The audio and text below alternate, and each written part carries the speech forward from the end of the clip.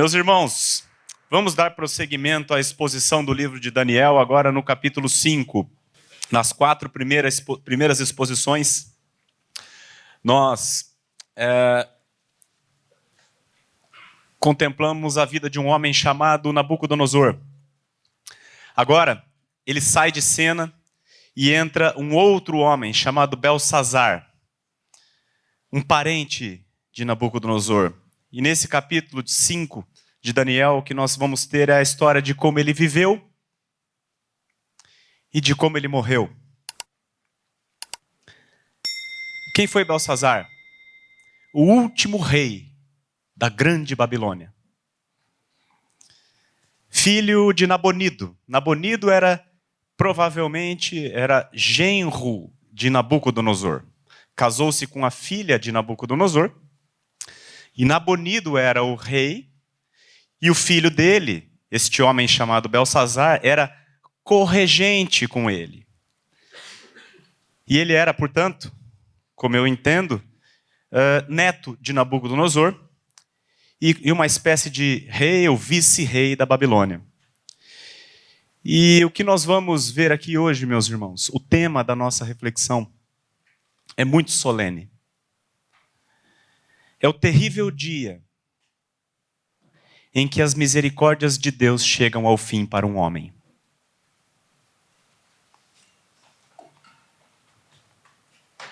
O texto está aqui porque ele tem que estar aqui. Porque ele é um alerta solene a todos os viventes. E nós vamos, com a graça de Deus, procurar compreender o que a palavra de Deus tem para nos dizer. Então, como nós temos feito nas outras exposições, nós vamos caminhando por partes. E eu convido você a gente fazer a leitura desse primeiro trecho, dos versos 1 a 4. É um banquete que este homem, Belsazar, promoveu. Um banquete profano. A palavra de Deus diz assim, versos 1 a 4. O rei Belsazar deu um grande banquete a 1000 dos seus grandes e bebeu vinho na presença dos 1000. Enquanto Belsazar bebia e apreciava o vinho, mandou trazer os utensílios de ouro e de prata que Nabucodonosor, seu pai, tirara do templo que estava em Jerusalém, para que neles bebessem o rei e os seus grandes, as suas mulheres e concubinas. Então trouxeram os utensílios de ouro que foram tirados do templo da casa de Deus que estava em Jerusalém, e beberam neles o rei, os seus grandes e as suas mulheres e concubinas. Beberam o vinho e deram louvores aos deuses de ouro, de prata, de bronze, de madeira, de ferro e de pedra. Até aqui nós temos o perfil desse homem. O típico pecador. Envolvido com luxúria, promiscuidade, bebedeira, idolatria e um negócio que chama a atenção: irreverência. Nós, ao olharmos para esse texto, nós talvez não compreendamos muito bem o que ele fez. Porque o nosso contexto moderno, ele não é mais tão religioso quanto outrora já foi. No mundo antigo, as questões religiosas eram muito preponderantes naquela cultura. E de modo que todas as vezes que uma nação vencia outra, eles costumavam invadir o templo do Deus da nação vencida, roubar ou tomar os artigos religiosos daquele templo e trazer para o templo do seu Deus, como uma maneira de dizer: o meu Deus é maior que o seu e por isso eu venci. E foi isso que Nabucodonosor fez quando ele levou cativo para a Babilônia o povo de Israel. A Bíblia diz, como nós vimos no capítulo 1, que o próprio Senhor entregou para Nabucodonosor os utensílios do templo. E Nabucodonosor ele trouxe esses artigos, mas Nabucodonosor, respeitando a cultura daquela época, ele demonstrou, entre aspas, certa reverência. O que ele fez? Ele pegou os utensílios do templo de Jerusalém, do templo do Senhor, e ele colocou no templo do seu Deus. Mas ele deixou lá. Agora, o seu neto ou seu filho, Belsazar, ele mostrou total irreverência. O que nós vimos aqui no texto que ele estava fazendo? Ele estava bebendo com a mulherada, utilizando-se dos artigos do templo do Senhor. Em outras palavras, ele estava zombando, tripudiando do Senhor. Esse homem aqui, ele era o típico filhinho de papai, moleque mimado, querendo lacrar. É isso que ele está fazendo. Agora vocês vão ver o que eu faço. Sou o cara. É isso que ele está fazendo. Agora, o que mais eu gostaria de chamar a atenção de vocês nessa primeira porção que nós lemos é a falsa paz que um homem que confia em si mesmo desfruta. Um homem que confia em si mesmo, uma pessoa autoconfiante, ele procura promover de maneira enganosa a sua própria paz. Quer ver como? Quando essa festa foi dada por Belsazar, o Império Medo-Persa já havia sitiado Babilônia. Um exército enorme, poderoso, estava sitiando toda a cidade. E o que o rei está fazendo? Não tinha chance de escapar. O que o rei está fazendo? O que ele deveria estar fazendo, meus irmãos? Deveria estar pensando uma forma de se defender. Deveria estar pensando uma forma de atacar, não sei. Uma forma de salvar a vida das pessoas. O que ele está fazendo? Ele está fazendo uma festa. Sabe o que é isso? É a fuga da realidade. Entretendo-se, proporcionando prazer para a sua alma, visando se auto-enganar, visando promover uma falsa paz. A filosofia desse homem, sabe qual que é? Hakuna Matata. Vocês conhecem, né? Hakuna Matata. Eu assisti o Rei Leão com as minhas filhas, e a hora que eu ouvi essa música, meus irmãos, que terrível. Quem não conhece aqui? Quem conhece? Vocês, pela risadinha vocês conhecem, né? Hakuna Matata. Você vai entender. Os seus problemas você deve esquecer. Isso é viver. Hakuna é aprender. Canta aí, Mateus. Só se o pessoal cantar comigo. Como é que é? Isso é matata, isso é viver. Isso é viver, é aprender. Hakuna Matata. Vocês todos estão contaminados.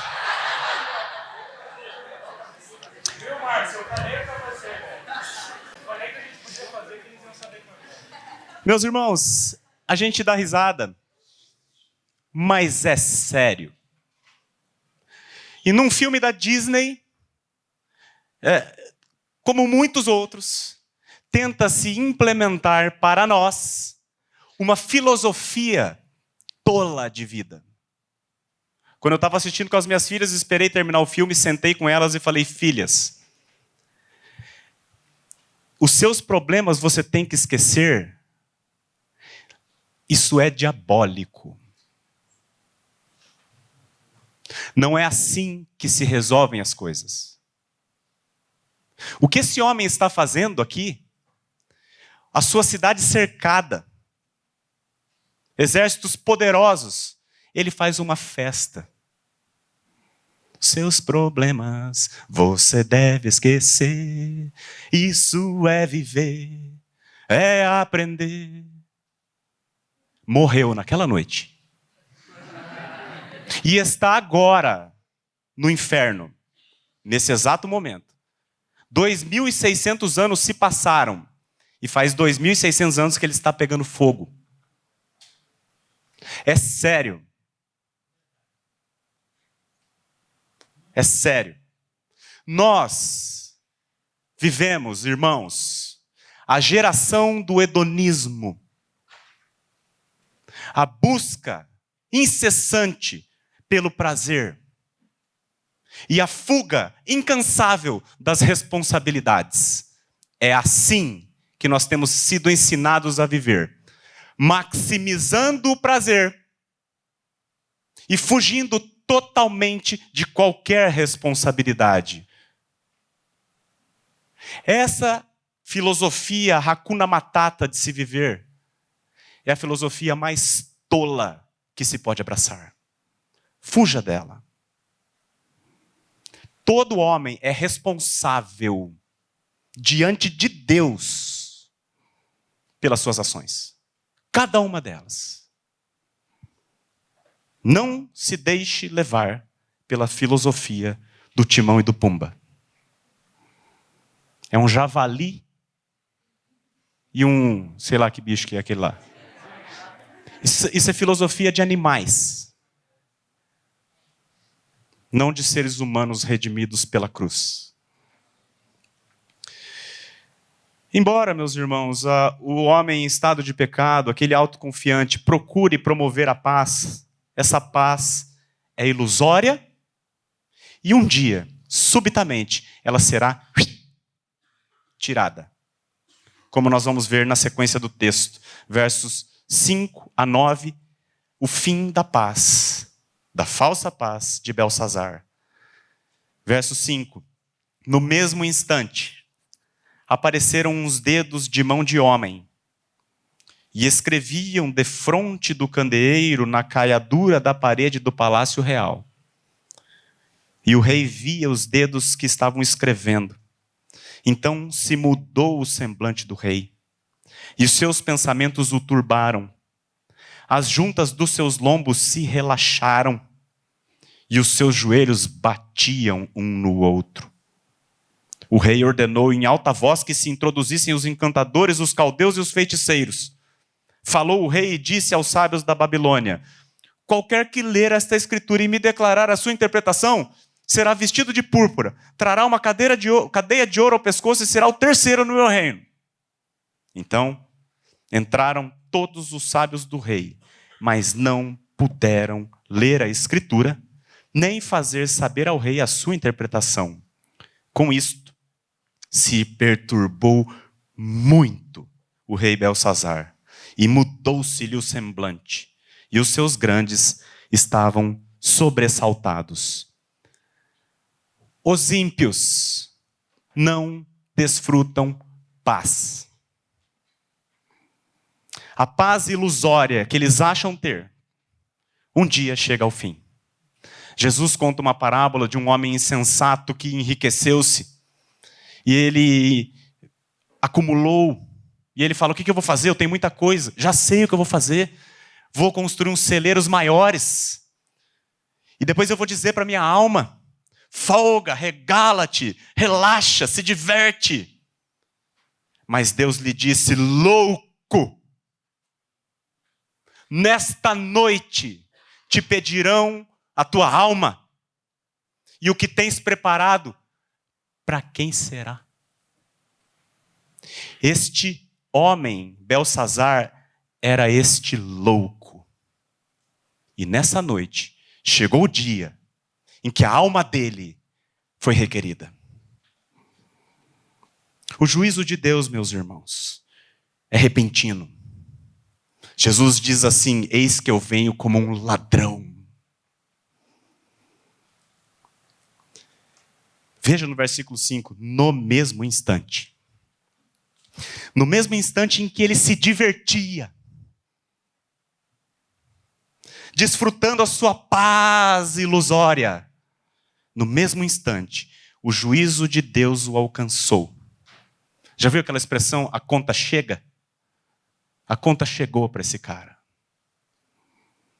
A conta chegou. O tempo de misericórdia para ele acabou.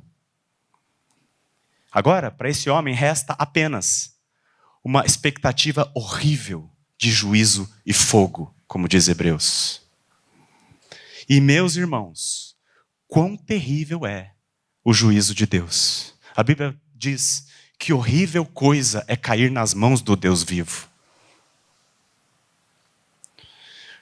Este homem, o homem mais poderoso do mundo, outrora tranquilo em seu palácio, numa fração de segundos, a Bíblia diz que mudou o semblante, os seus pensamentos o turbaram, as juntas dos seus lombos se relaxaram e os seus joelhos batiam um no outro. Na NTLH, ele estava se borrando nas calças. Literalmente. Se borrando. Porque horrível coisa é cair nas mãos do Deus vivo. Agora, uma pergunta interessante. Se o rei não entendeu o que estava escrito, por que ele ficou tão apavorado? Porque a sua consciência o acusou. A sua consciência avisou que ele não tinha motivos para esperar boas notícias do céu. E que a mão de um anjo não poderia escrever nada além de terror para ele. É o que disse o irmão Matthew Henry. A consciência, meus irmãos, é uma dádiva de Deus, que Ele deu a cada um de nós, até os que estão aqui que ainda não creem, até os ímpios que aqui estão, e há. Para eles, para todos os seres humanos, Ele deu uma dádiva, um negócio chamado consciência, que fala que alguma coisa não está certa. A Bíblia diz que Deus pôs a eternidade no coração do homem. O homem, todo homem sabe, até o ateu, todo homem sabe que não é morreu, acabou. Porque Deus colocou a eternidade no coração de cada um aqui. Você sabe que não é morreu, acabou. A Bíblia diz que aos homens está ordenado morrer uma vez, vindo depois disso, sabe o quê? O juízo. Todo homem sabe que vai ter o dia do acerto de contas. Você já viu um ímpio à beira da morte? Já viu? O pavor. Tivemos um exemplo claro na época da Covid. O que o pavor da morte fez com as pessoas? Escravizando-as, aprisionando-as. Medo. Porque sabe, no fundo do coração, que não é morreu, acabou. A consciência, meus irmãos, é um presente de Deus a cada um de nós, alertando que algo não está certo. E a minha sugestão, como um arauto do Senhor, é que você não tape os ouvidos para a sua consciência. Recusar-se a ouvi-la pode causar um negócio que a Bíblia chama de cauterizar a consciência. Seguindo o texto, nós vemos que Daniel agora é introduzido à presença do rei. E quem ajuda Daniel é a mãe dele. Uma benção essa mulher. A mamãe do almofadinha. Versos 10 a 12, veja. A rainha mãe, por causa do que havia acontecido ao rei e aos seus grandes, entrou na casa do banquete e disse: ó rei, vive eternamente, não te turbem os teus pensamentos, nem se mude o teu semblante.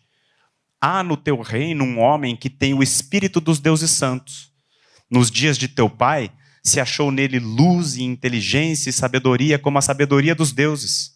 Teu pai, o rei Nabucodonosor, sim, teu pai, ó rei, o constituiu chefe dos magos, dos encantadores, dos caldeus e dos feiticeiros, porquanto espírito excelente, conhecimento e inteligência, interpretação de sonhos, declaração de enigmas e solução de casos difíceis se acharam neste Daniel, a quem o rei pusera o nome de Beltesazar. Chame-se, pois, a Daniel e ele dará a interpretação. Então a mãe dele dá uma dica para ele. Ó, tem um cara bom aí. E eu gostaria de chamar a atenção, meus irmãos, para a reputação de um homem de Deus. A reputação deste homem de Deus. Daniel, aqui, a essa altura, ele já estava com aproximadamente 80, 90 anos. E ele era conhecido da rainha como um homem de Deus. Ele fora reconhecido por Nabucodonosor como um grande homem.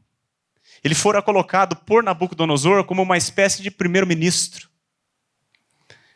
Mas perceba que neste banquete que Belsazar estava fazendo para os 1000 dos seus grandes, os 1000, Daniel não estava entre os 1000. Ele não estava, porque ele era desprezado pelo rei. Mas ele foi colocado ali pela providência divina. O escrito na parede, meus irmãos, não era difícil. Era em aramaico, as pessoas entendiam. Mas Deus cegou os sábios. Cegou todo mundo, a fim de que Daniel, o seu filho, estivesse ali e fizesse a interpretação e recebesse essa honra e estivesse ali também na posse do novo imperador que iria assumir. Sabe por quê, meus irmãos? Porque Deus é soberano.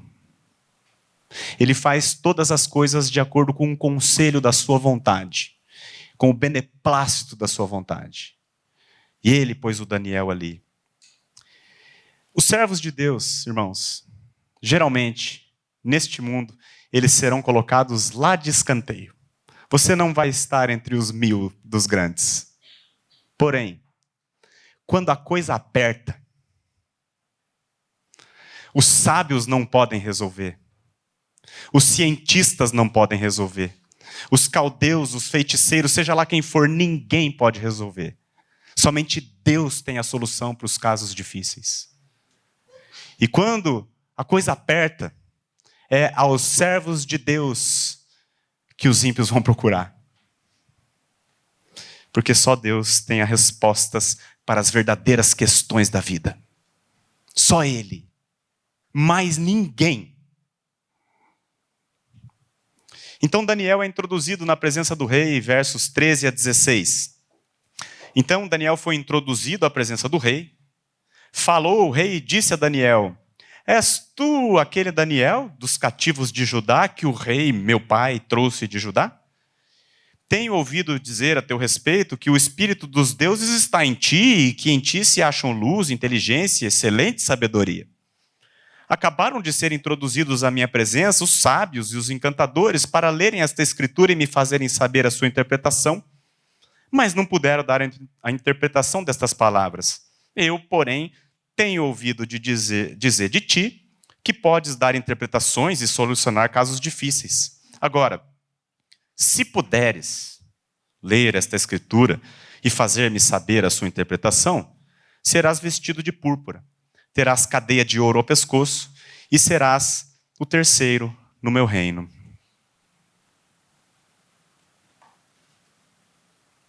Aqui, nós temos um pouquinho mais do perfil desse homem, Belsazar. Qual tinha sido a postura da rainha com relação a Daniel? Ela o considerava um homem inteligente, cheio de sabedoria, de um espírito excelente. Agora, qual é a postura de Belsazar com relação a Daniel? Ele fala com ele assim: és tu aquele Daniel dos cativos que o meu pai prendeu? Em outras palavras, você que é um dos escravos do meu pai? Belsazar era um filhinho de papai, arrogante, soberbo. E ele diz assim: eu tenho ouvido dizer algumas coisas a teu respeito. Ele é um homem orgulhoso, que não admite que alguém saiba mais do que ele. E ele diz assim: agora, se puderes ler essa escritura, se conseguir, serás vestido de púrpura, terás cadeia de ouro. Ou seja, se você me ajudar, eu te pago. Este homem é um devoto de Mamon, que crê que o dinheiro resolve todas as coisas. Belsazar, meus irmãos, é o típico homem em estado de pecado, arrogante, soberbo, prepotente, orgulhoso. E aí Daniel, diante do rei, ele confronta o rei com a verdade. E aqui nós vamos andando. Verso 17, ele diz assim: então respondeu Daniel e disse na presença do rei: os teus presentes fiquem contigo, e dá os teus prêmios a outrem. Todavia lerei ao rei a escritura e lhe farei saber a interpretação. Só uma pequena pausa aqui. Daniel menospreza os presentes do rei. Isso, meus irmãos, é um privilégio daqueles que foram regenerados por Deus. Daniel, aqui, ele vê o fim do reino desse homem. Então ele despreza os presentes do rei, que são perecíveis. Nós, irmãos, os que já nascemos de novo, nós também sabemos que este presente século está assim de acabar. Portanto, não há nada que este mundo nos ofereça que vamos nos apegar. É tudo entulho. Nós, meus irmãos, desprezamos os prazeres podres deste mundo. E aqui eu quero só fazer uma pequena ressalva. Deus não é um Deus estraga-prazeres. Muito pelo contrário. O nosso Deus é um Deus de prazeres. Ele criou, por exemplo, a sexualidade. Surgiu na mente dele, para o nosso aprazimento e para a sua glória. Deus é um Deus de delícias. Porém, quando queremos utilizar das bênçãos que Ele nos deu, da maneira que nós queremos e não na dele, tudo se torna lixo, meus irmãos. Por outro lado, quando fazemos todas as coisas, lembrando-nos da sua graça, até no momento da intimidade sexual, nós estamos glorificando a Deus. Fecha parênteses. Deus não é um Deus estraga-prazeres. Muito pelo contrário. Ele é um Deus de delícias. Seguindo. Verso 18 até o 23. Ó rei, Deus, o Altíssimo, deu a Nabucodonosor, teu pai, o reino e grandeza, glória e majestade. Por causa da grandeza que lhe deu, povos, nações e homens de todas as línguas tremiam e temiam diante dele. Matava a quem queria e a quem queria deixava com vida. A quem queria exaltava e a quem queria abatia. Quando, porém, o seu coração se elevou e o seu espírito se tornou soberbo e arrogante, foi derribado do seu trono real e passou dele a sua glória. Foi expulso dentre os filhos dos homens. O seu coração foi feito semelhante ao dos animais, e a sua morada foi com os jumentos monteses. Deram-lhe a comer erva como aos bois, e do orvalho do céu foi molhado o seu corpo, até que conheceu que Deus, o Altíssimo, tem domínio sobre o reino dos homens e a quem quer constitui sobre ele. Tu, Belsazar, que és seu filho, não humilhaste o teu coração, ainda que sabias tudo isto. E te levantaste contra o Senhor do céu, pois foram trazidos os utensílios da casa dele perante ti. E tu e os teus grandes e as tuas mulheres e as tuas concubinas bebestes vinho neles. Além disso, deste louvores aos deuses de prata, de ouro, de bronze, de ferro, de madeira e de pedra, que não veem, não ouvem, nem sabem. Mas a Deus, em cuja mão está a tua vida e todos os teus caminhos, a ele não glorificaste. Aqui é exposta publicamente, claramente, a autoconfiança do homem pecador. O exemplo de Nabucodonosor, o pai de Belsazar, abençoado por Deus grandemente, não o glorificou como Deus, adorando-se a si mesmo, como nós temos visto nos últimos capítulos. Então ele foi humilhado por Deus, até que ele conheceu que Deus, o Altíssimo, tem domínio. E a biografia de Nabucodonosor, meus irmãos, a que nós vimos hoje pela manhã, a carta que ele escreveu, que se tornou parte da Bíblia, ela ficou registrada para que todos os viventes conhecessem essas coisas. Lembra que nós falamos isso de manhã? E ela ficou, em especial, registrada para que Belsazar tomasse conhecimento de tudo. E Belsazar tomou conhecimento de tudo. Mas ele não se deixou instruir. O pecador, ele vive em um estado de indolência mórbida. É tal pai, tal filho. A fruta não cai longe do pé. Você já viu essa expressão? Nós vimos o Nabucodonosor tantas vezes alertado, disse que eu, Nabucodonosor, estava tranquilo no meu palácio, feliz na minha casa, lembra? O pecador é indolente. E esse homem é um pecador indolente. Tu, Belsazar, não humilhaste o teu coração, ainda que sabias tudo isto. E te levantaste contra Deus. Quantas pessoas, meus irmãos, conhecem a palavra, conhecem os seus alertas, conhecem as suas leis, mas deliberadamente rejeitam, mesmo no seio da igreja. Vivem como bem entendem, desonrando o Criador. Não se humilham diante dele. Consideram-se o Senhor da sua própria existência. E a Bíblia diz, meus irmãos, que Deus resiste aos soberbos. Contudo, dá graça aos humildes. O chamado de Deus a todos os homens não é seja uma pessoa melhor. Não é procure fazer mais boas obras e fazer menos pecados. Não é esse o chamado de Deus. O chamado de Deus é reconheça quem você é. Reconheça que você é um pecador, indigno, que você não tem a menor condição de comparecer diante da minha santidade. E reconheça que o meu Filho Jesus Cristo foi crucificado para salvar pecadores indignos como você. Arrependa-se de quem você é e creia no Evangelho.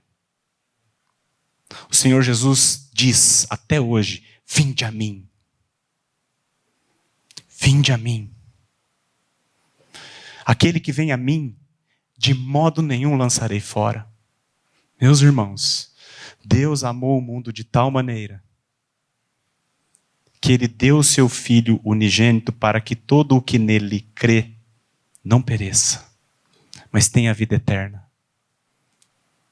O convite do Evangelho é gracioso e é gratuito e está aberto a cada um aqui.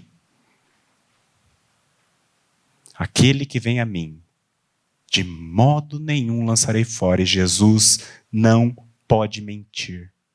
A Bíblia diz que aquele que invocar o nome do Senhor será salvo. E aí Daniel, irmãos, ele interpreta a inscrição, versos 24 a 28. Então, da parte dele foi enviada aquela mão que traçou esta escritura. Esta, pois, é a escritura que se traçou. Mene, mene, tekel e parsim. Esta é a interpretação daquilo. Mene, contou Deus o teu reino e deu cabo dele. Tekel, pesado foste na balança e achado em falta. Pérez, dividido foi o teu reino e dado aos medos e aos persas. Então aqui o autoconfiante recebe a sua sentença. São 3 verbos. Mene significa contar. Tekel significa pesar, como pesar numa balança. E Pérez, aí é estranho parsim e Pérez, é que um é singular do outro. É a mesma coisa, só que um é plural, outro é singular. Pérez significa, pode ser unidade de medida, mas pode ser o verbo dividir. Então aqui nós vemos a tripla sentença de Belsazar. Mene, os dias do teu reino acabaram. Tekel, os dias da tua vida acabaram. E Pérez, o teu reino será dividido para os medos e para os persas. Provérbios 29:1 diz que o homem que muitas vezes repreendido endurece a cerviz, será quebrantado de repente sem que haja cura. Porquanto, Romanos 1:21, porquanto tendo conhecimento de Deus, não o glorificaram como Deus, nem lhe deram graças. Antes, se tornaram nulos em seus próprios raciocínios, obscurecendo-lhes o coração insensato. E a mesma sentença, meus irmãos, se aplicará a todos os pecadores. Todos. Todos os ímpios passarão por isso. Morte, julgamento e juízo. Mene, contar. Na morte, os dias do pecador serão contados e a soma deles será igual a 0. Tekel, que significa pesar na balança, no julgamento, será pesado na balança da justiça de Deus e não se achará justiça nenhuma nele. Pérez, dividir. Eles serão divididos para sempre. Ovelhas para um lado, bodes para o outro. Separados eternamente da graça de Deus. E por fim, acontece a morte de Belsazar. Versos 29-31. Então, mandou Belsazar que vestissem Daniel de púrpura e lhe pusessem cadeia de ouro ao pescoço e proclamassem que passaria a ser o 3º no governo do seu reino. Naquela mesma noite, foi morto Belsazar, rei dos caldeus. E Dario, o Medo, com cerca de 62 anos, se apoderou do reino. Esse foi o fim de Belsazar. E esse será o fim de todo homem que confia em si mesmo. E aqui, quando ele diz ali o Dario, o Medo, com cerca de 62 anos se apoderou do reino, sabe o que nós temos aqui? O cumprimento da profecia que ele já tinha dado no capítulo 2. Quando ele falou que a cabeça de ouro se tornaria um peito com 2 braços de prata. Nabucodonosor estribuchou, tentou fazer o que quis. Fez uma estátua inteira de ouro, tentando resistir. Mas evidentemente ele não pode contra o Todo-Poderoso. E aqui, a cabeça de ouro cai. Fim da Babilônia. E inicia-se o Império Medo-Persa. Sabe por quê, meus irmãos? Porque Deus, o Altíssimo, tem domínio sobre o reino dos homens e o dá a quem quer. Porque é Ele quem remove reis e estabelece reis. E aqui nós também podemos tirar que a sua palavra, irmãos, é infalível. O que Ele falou, acontece. A suma do que nós vimos aqui, meus irmãos, nesse capítulo, são 2 coisas. Basicamente, o que nós temos visto ao longo de todas as exposições. Qual é o ensino principal dessa passagem? Primeiro, Deus é soberano sobre os reinos da terra. Ponto. Segundo, Deus é soberano sobre a vida dos homens. Esse é o assunto do capítulo 5. Esse é o assunto do livro de Daniel. Deus é o soberano. O céu governa. A sua vontade prevalece. Nenhum dos seus desígnios pode ser frustrado. E eu gostaria de fazer aqui, caminhando para o final, algumas considerações. Pergunta: se Deus iria matar o Beltsazar, por que avisou antes? Não era só matar? Ele avisou antes. Tudo isso aconteceu, meus irmãos, para que ficasse registrado. A fim de que o povo de Israel, que estava lá na Babilônia, escravizado, fosse informado de que o Deus deles é quem governa e não os reizinhos daqui. O objetivo era trazer esperança para aquele povo que estava no cativeiro. Eles tinham que saber que Deus estava acima de tudo e de todos, cumprindo os seus propósitos. Isso traz esperança. Outro objetivo de que esse texto ficasse registrado é que os ímpios, como Beltsazar, o levem em consideração.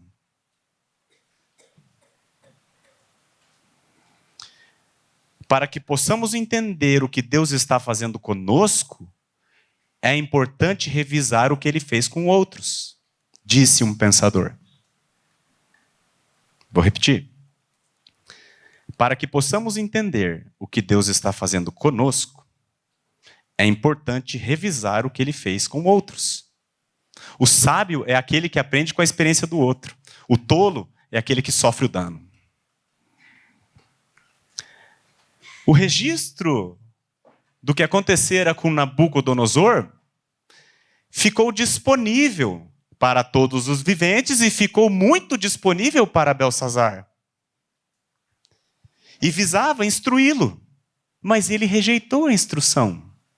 Como o próprio Daniel disse, ainda que tu sabias de tudo isso, tu não humilhaste o teu coração e te levantaste contra o Deus do céu. E o registro bíblico, irmãos, da vida de Beltsazar, visa instruir a cada um que aqui me ouviu. Considere a palavra de Deus. Considere cada letra deste livro. Uma segunda consideração que eu gostaria de fazer aqui é acerca do sofrimento, irmãos. O sofrimento pode ser uma bênção. Nós vimos hoje pela manhã o que Deus precisou fazer com Nabucodonosor. Virou bicho.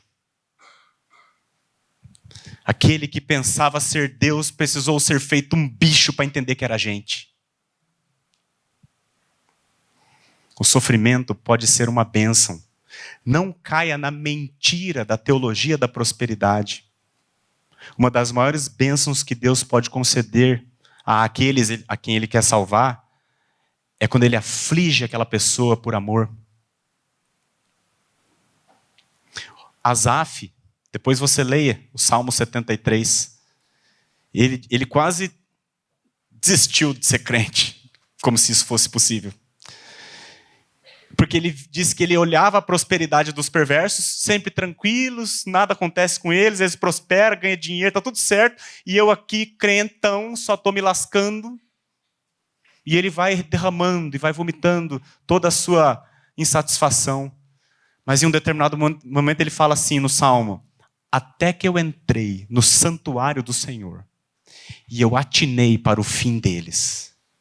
E ele diz: tu os colocas em lugares escorregadios para que caiam. Muitas vezes, meus irmãos, a prosperidade é um lugar escorregadio. Este homem aqui, tanto ele quanto o pai dele, a prosperidade fez muito mal para eles. E o Nabucodonosor, quando recebeu da mão de Deus a correção amorosa, ele foi afligido e ele louvou a Deus no final das contas. Foi-me bom ter passado eu pela aflição para que aprendesses os teus decretos. Salmo 119, 71. Ainda uma outra consideração. Alguém pode perguntar: mas por que Deus usou de misericórdia com Nabucodonosor, muito mais paciência com Nabucodonosor, e com Beltsazar foi papum? Resposta por partes. Primeira resposta: porque Deus é soberano e Ele faz as coisas do jeito que Ele quer. Ponto. Com um ele vai fazer de um jeito, com o outro ele vai fazer de outro, porque ele quer e o que ele faz é bom. Ponto.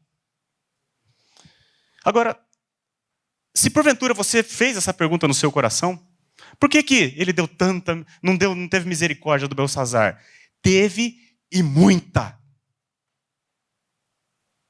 Ele deixou o capítulo 4 de Daniel para Beltsazar. Ele deixou a escritura sagrada para Beltsazar. E ele providenciou que Beltsazar tomasse conhecimento, como nós vimos no texto. Ele botou no palácio de Beltsazar um profeta seu, Daniel. Mas o Beltsazar não considerava ele nem entre os 1000 dos seus grandes. Aquele que outrora fora primeiro-ministro da Babilônia. Então não me venha com essa de que Deus não teve misericórdia. Ele renovou as suas misericórdias todas as manhãs, durante toda a vida desse perverso Beltsazar. Igualmente, ele tem renovado as suas misericórdias com todos que aqui estão e ainda não nasceram de novo. Todo dia, permitindo que aquele perverso, que é um mini-rei dentro de si, respire, acorde, beba água, coma. Irmãos, eu quero fazer algumas aplicações aqui para a gente fechar. Primeira, não se deixe iludir com as distrações pecaminosas deste mundo. Não fuja da sua responsabilidade, seja ela no trabalho, seja ela na faculdade, mas principalmente, não fuja da sua responsabilidade diante daquele que te criou. Nós fomos criados com um propósito: glorificar a Deus. Este é o fim principal do homem: conhecer a Deus e glorificá-lo para sempre. Glorificar a Deus e gozá-lo para sempre, porque Ele é um Deus de prazeres. Volto a repetir. Não se deixe enganar a sua alma com uma falsa sensação de paz por meio do entretenimento e do prazer. Quando perguntaram para Jesus como que será na volta dele, ele falou que vai ser como nos dias de Noé. Porquanto as pessoas comiam, bebiam, casavam-se e davam em casamento.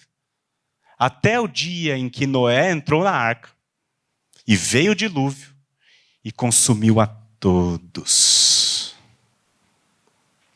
O que nós vemos na atual geração é as pessoas comendo, bebendo, casando e dando em casamento. Nem casando não dá mais, né? Não precisa nem casar. Divertindo. Eu quero dizer uma coisa para vocês. Noé foi salvo por um negócio chamado arca. E a arca, quem esteve na igreja 2 semanas atrás, foi exposto lá. A arca é uma figura, sabe de quem? De Cristo, meus irmãos. Deus pegou o seu filho e mandou até esta terra para nos livrar do nosso maior problema. E o nosso maior problema nós já tratamos hoje pela manhã, sabe qual é? Eu. O maior problema do homem chama-se eu. E lá na cruz, a Bíblia diz que Jesus atraiu o meu velho eu com poder. Ele levou o meu velho homem, o Adão, o Nabucodonosor, o Beltsazar, o meu Beltsazar. O meu coração é igual desses homens, o seu também. Mas lá na cruz, o Pai colocou o meu velho homem, perverso, egocêntrico, prepotente, orgulhoso. E a Bíblia diz que ao Senhor agradou moer Jesus na cruz, porque todas essas coisas abomináveis estavam nele. E meus irmãos, não se engane. O evangelho não se resume a perdão de pecados somente, como se isso fosse pouca coisa. Mas o evangelho, meus irmãos, não é simplesmente perdão de pecados. O que adianta perdoar pecados e me deixar podre com os mesmos desejos? Que liberdade há nisso? Agora, o verdadeiro evangelho, não apenas Jesus morreu pelos meus pecados, mas ele me levou a morrer com ele. A Bíblia diz isso. Ainda que você não entenda, creia. O meu velho homem foi crucificado com Cristo para que ao terceiro dia, quando Deus o ressuscitou dentre os mortos pela glória do seu poder, assim também nós andássemos em novidade de vida. Você sabe o que é a verdadeira liberdade? Não é você poder fazer tudo o que quer livremente. É Deus trocando o seu coração para que os seus novos desejos sejam aqueles que lhe agradam, e aí você vai fazer tudo o que você quer, porque o seu coração deseja o que é bom. A Bíblia diz, meus irmãos, que na cruz de Cristo, todo aquele que estava em Cristo, todo aquele que está em Cristo, ele se tornou, como o Bruno falou ontem, coparticipante da natureza divina. Presta atenção no que a Bíblia está dizendo. Todo aquele que nasceu de novo se tornou um com Cristo. Nós temos a mesma essência, embora ainda habitemos num corpo caído. Somos agora, irmãos, não mais Adão, Nabucodonosor, Belsazar. Somos filhos do Deus Altíssimo. E eu quero fechar dizendo para você, o tempo de misericórdia é agora. Agora. Vinde a mim. Vinde a mim. Vinde a mim. É o chamado de Jesus. O que vem a mim, de modo nenhum lançarei fora, porque eu sou amor, eu sou graça, eu sou misericórdia, eu sou perdão. É o que Jesus diz. Humilhe-se diante de Deus. Assuma a verdade acerca de quem você é. Confesse a Ele. E desfrute de toda a vida abundante que Ele tem para te dar de graça. É de graça, irmãos. É pela graça, é de graça, é o banquete do amor.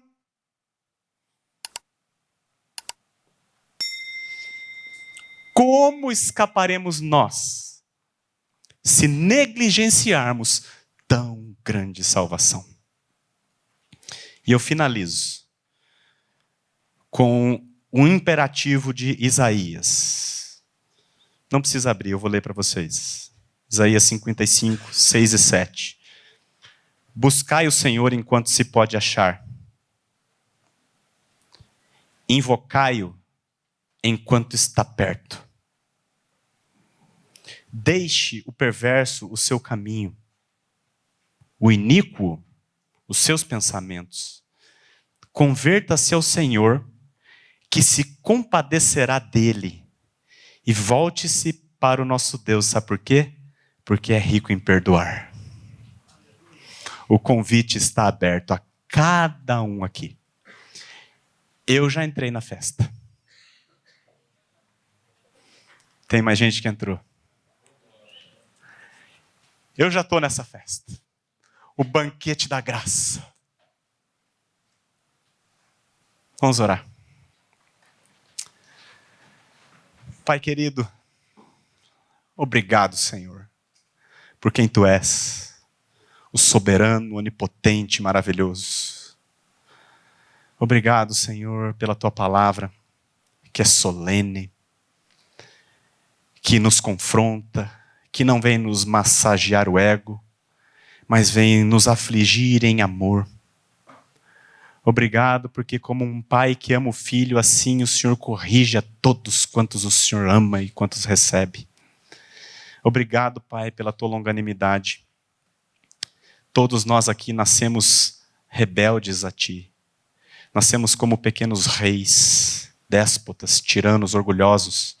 E o Senhor não apenas nos suportou com muita paciência durante todos esses anos que nascemos e vivemos aqui, mas o Senhor fez muito mais. O Senhor pegou aquilo que o Senhor tinha de mais precioso, o teu bendito Filho, o nosso amado Jesus, Cordeiro Santo, sem pecado algum, Deus eterno, assumiu a forma de servo, se tornou em semelhança de homens, e reconhecido em figura humana, a si mesmo se humilhou, tornando-se obediente até a morte, e morte de cruz. Como nós amamos o Senhor, como nós amamos Jesus por tudo que Ele é. Obrigado pelo Teu Evangelho, Pai. Pai, cada um aqui ouviu a Tua palavra e tem ouvido. Não permita que saiam daqui como Belsazar. Converte, Pai. Quebra corações. Aflige, Pai, se necessário for. Mas não permita, Pai, que chegue o fim da misericórdia para todos que ouviram aqui. Que haja salvação para a glória do nome de Jesus. Amém. Amém.